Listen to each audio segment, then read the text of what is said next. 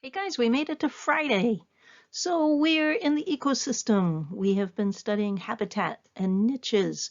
We've been studying the difference between community and population, how population is just all of the same type of species, whereas a community is all the living things. We've studied things such as consumers and decomposers, and we've done two different types of pyramids. One pyramid showed producers on the bottom going all the way up to tertiary consumers.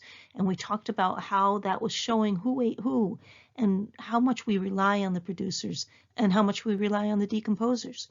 We also looked at another pyramid that showed that all the energy that's eaten is not necessarily used for what it needs to be used for. And you can even see this in a car. If you notice when your parents put gas in the car, it allows the car to go. But it also burns up some of that energy that's in the gas, and it's not used to make the car go. Have you ever touched the muffler of your car, or have you ever touched the engine of your car? Why are they hot? Well, because some of the energy that the engine was getting from the gas was not being able to be used for the desired function, which is to go. It was being lost as waste energy in the form of heat.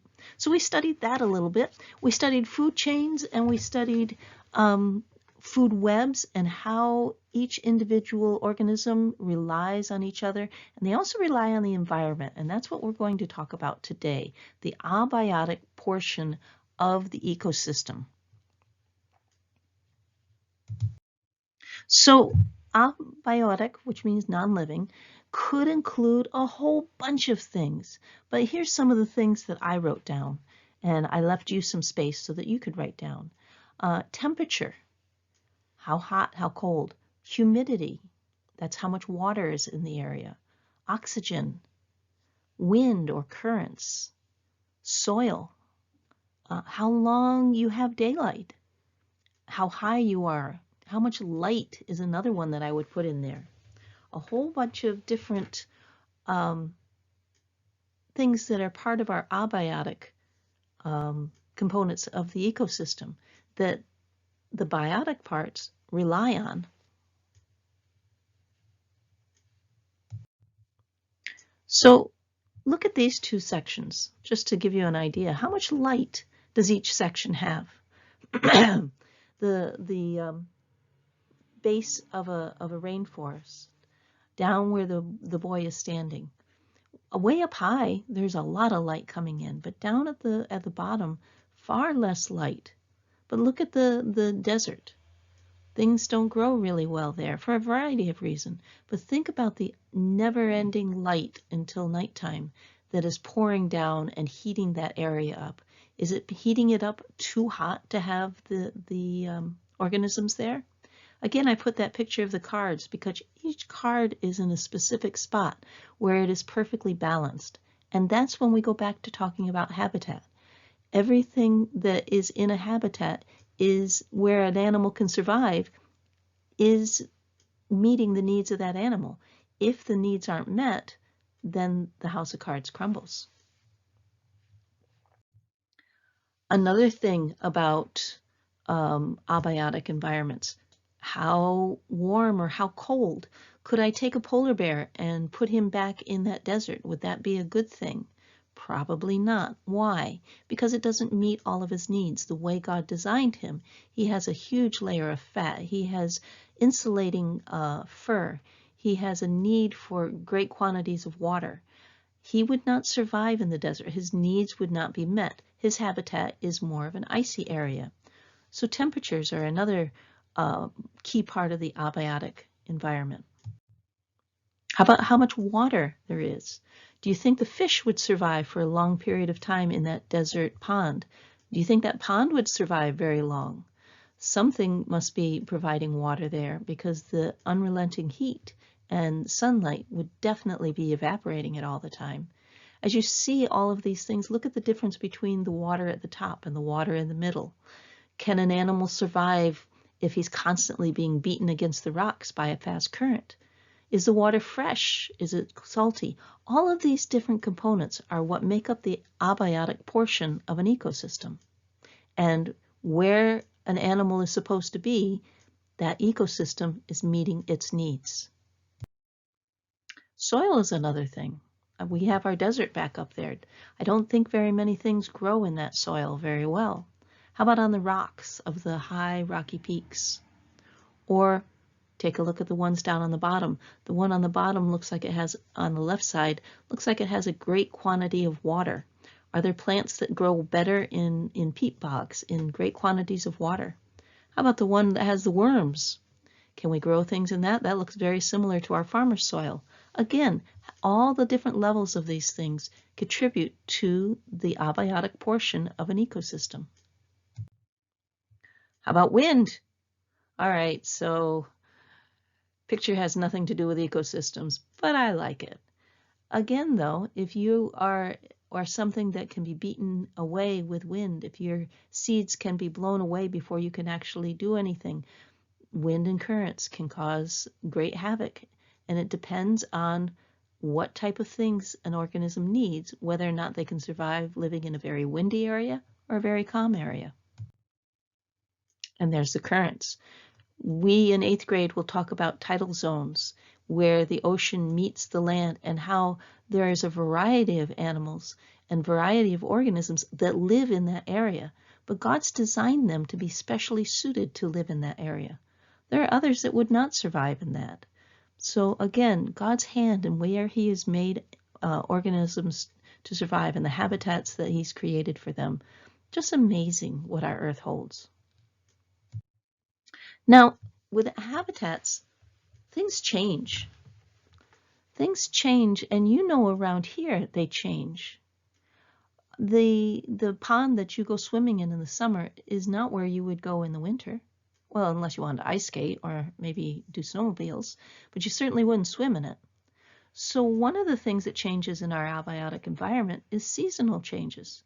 We change from winter to fall to spring to summer, or if we're out in different parts of Africa or different parts of South America down near the equator, they have the dry season versus the wet season. So based on the way the earth is rotating around the sun, sometimes our abiotic environment has things that can meet our needs at one time, but can't meet our needs at other times.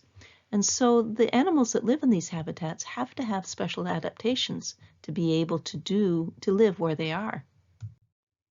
Another thing that can change, affect abiotic environments, and on your notes there's a couple spots to write this. There's a few of them.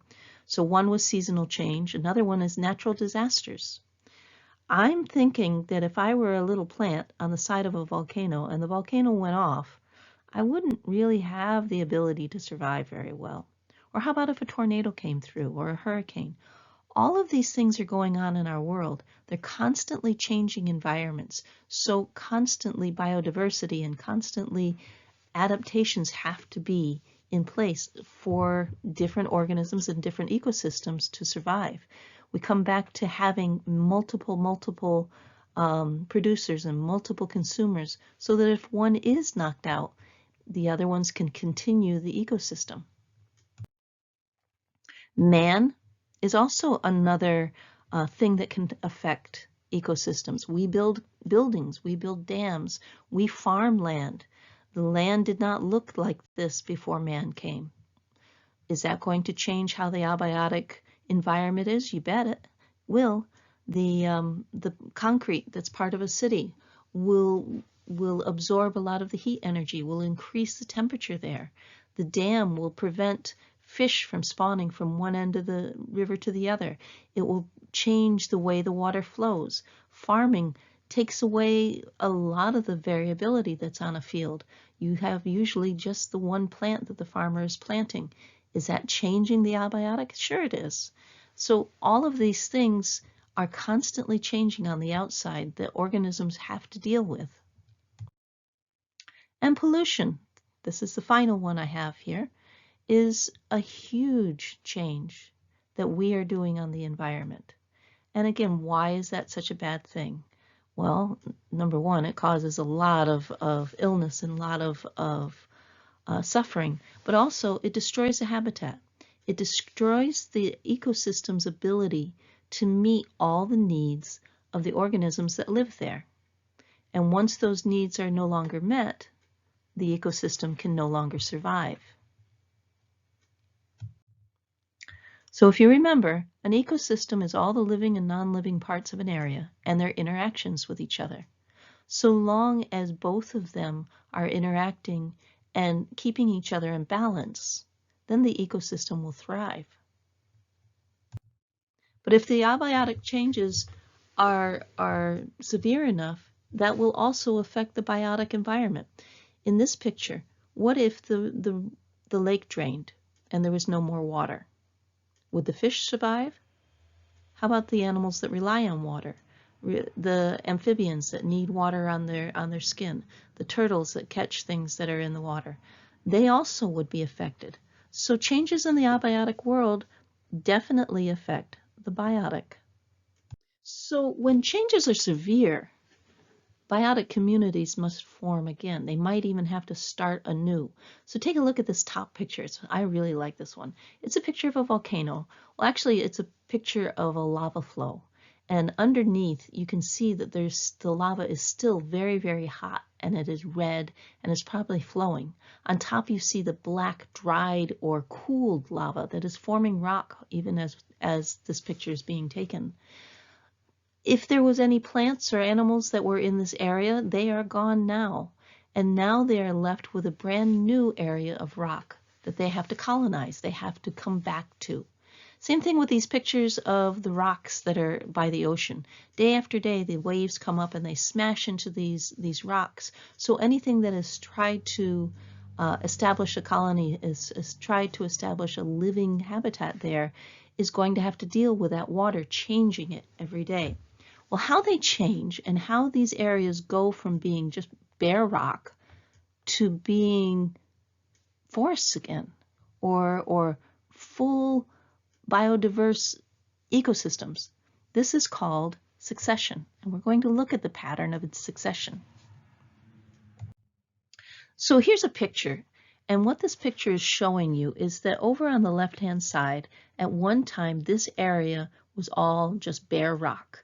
Maybe a tornado had come through and it had ripped away all the biotic organisms, and all that was left was rock. Well, as time went on, lichens and moss started to build on those rocks. And one of the things that lichens do is they break apart rock. And rock slowly, over years, with the moss and the lichens on them, would break down and begin to form soil. And once there's soil there, if you keep on going from left to right, when you have a little bit of soil, you can have some small plants. And so maybe in this area, the wind brought some seeds, and the seeds landed on that little bit of soil, and they started to take root. Again, lots and lots of time has passed, and eventually there's more soil because more rocks are being broken down. The plant matter is living and then dying, and it's contributing to the soil. So you can get different types of organisms growing there. You can start getting grasses to grow there.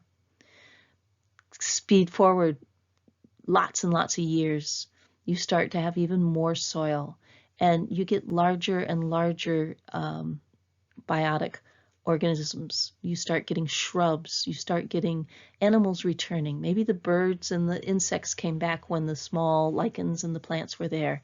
Maybe other herbivores came when there was grasses.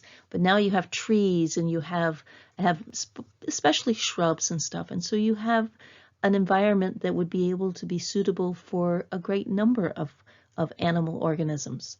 And finally, you get to the climax community, where you have massive big trees, and the soil is not worn away, and you have sufficient nutrients, and you have sufficient needs met by all the parts of that organism. And what could happen next? Might be another fire, might be another tornado, and it would have to start over and over again. This process, this gradual change of an area over time from no life to abundant life, is called succession. And so there's some boxes on your notes, and I'd like to draw some pictures in there to remind ourselves of what succession is. The very first one before we draw, let me just remind you that it starts out with lichens and moss, and this is what lichens looks like. I'm sure you've seen it on trees and on rocks. It is an organism, it's alive, and it's actually eating the rock. It's pretty cool. So when you're drawing, you have 6 squares, or rectangles if you're picky. The very first square, I'd like you to write bare rock in it and draw a picture of bare rock. This is what mine look like. I am not an artist, but it's a good way for me to look at it and remember, oh yeah, that's just, there's nothing there. There's no living things there. In the second rectangle, that's where pioneer species come. And the pioneer species are lichens and moss. And so on my rocks now I drew some scribbly dark marks to show where the lichens and the moss were. Make sure you label your pictures too, that they are, that's where pioneer species are, the lichens and the moss. And they're coming in and they're breaking down the rocks. Well, obviously you can't draw rocks breaking down, but maybe you can. I'm not an artist that way. The next square, there's some soil forming. And so I drew some little pieces of grass and I wrote the words soil and grasses because I'm showing that now things are changing. It's no longer just bare rock with lichens on them. There's soil, so we could probably start having some worms in there, maybe some grasshoppers, something that eats grass. But not a lot of plants yet, not a lot of animals yet, because there's not enough to sustain them. Speed up some years. And you start getting shrubs and bushes. You start getting different types of animals that are living there. Birds can come and live in the trees. Gradually but surely more soil is being formed. It's formed when the tree dies and the decomposers break it all apart and they create soil from it. So you're getting more and more soil as this area is going through succession. Finally, you get to the climax community. And here you've got all sorts of organisms that can live. You've got trees, you've got bushes, you've got animals that can live in those things. This environment has all the needs of its organisms met. It has a place for all of the habitats of the animals and the organisms that are suited to this type of environment. The environment has reached its climax. So we started at a bare rock, and then we added pioneer species. And think about when we discovered America and we sent pioneers out. They were the first ones out of the white people to explore the West. And we finally have gotten to the end, the climax. Or different environments go through this. They may go through it over and over again in the spaces of hundreds and thousands of years, where something will come in and destroy it, and then it has to build up again. It might be a forest fire, it might be a tornado, it might be any number of things, an earthquake, but how the habitat goes from bare nothingness to everything it needs is called succession. Here's another picture. Again, it's trying to show you time. So it shows you the exposed rock on the left side, and it shows you as it's broken down, it starts to make soil, and small herbs and shrubs come, and then more until you finally get all the different types of things that could be part of the climax community. This is an ecosystem's changing and molding and being in different stages. And at different stages, different other biotic organisms are going to be able to live there or not live there. When you're down at the small herbs and shrubs, you probably don't have bear living in that area. You probably don't have cougars living in that area. But eventually, they may come into that area. It depends on what is growing and how the changes are going on in that environment. So succession is the gradual change of an area over time, from no life to abundant life. And it is a very gradual process. It can happen when you have any number of natural disasters, or it could happen if somebody was farming a field and then decided not to farm that field anymore. Gradually, you would see the change from just having an individual crop in an area to having a forest grow there. It takes time. And if you had an area that was polluted and you cleaned it up, eventually it also would come back. So all of these things are components that feed into how to keep an ecosystem healthy. Now, what I'd like you to do is continue to watch the videos that are included in this assignment. And I have a homework assignment for you, and it is called, I believe, Succession. Let me take a look. Yep, it just is called Succession Homework. And I will, again, make sure you pass that in. All right, have a great day, guys, and a great weekend.